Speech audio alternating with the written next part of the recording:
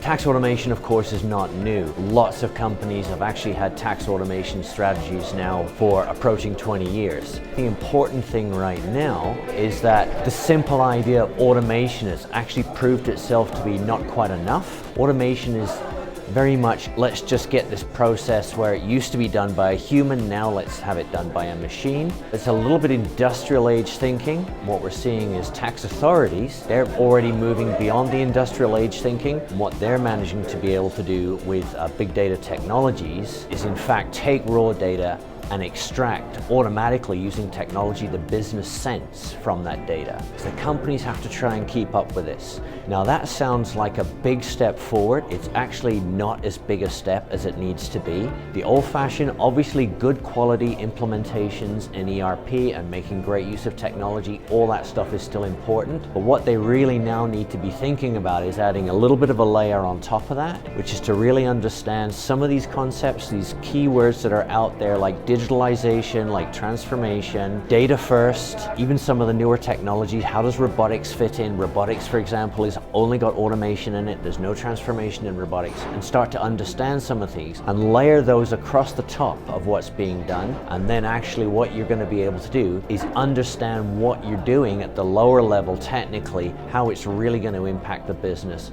and start to break out of the kind of mental trap that people are in today where they really don't know what the way forward is. We actually have a word for it. We call it taxology.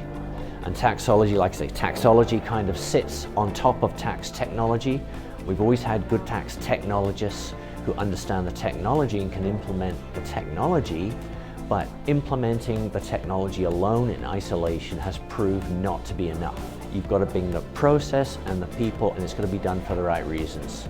And that's the piece that's been missing. So it's a little bit of education, but at the same time you want to look for those quick wins, which is usually along lines of what are your pain points right now, and let's see what we can do about those. But let's do it in such a way that we don't paint ourselves into a corner for the future as we get to a more comprehensive, holistic approach to adopting technology. Tax technology has anyway always been a journey, and particularly when you bring data into the picture, because data is a constant thing you're trying to get your head around in a constant education process. And it's probably, for most people, a process that once they get started on this process will probably last for the end of their careers. The one constant in change is more change, so it's probably going to keep going forward.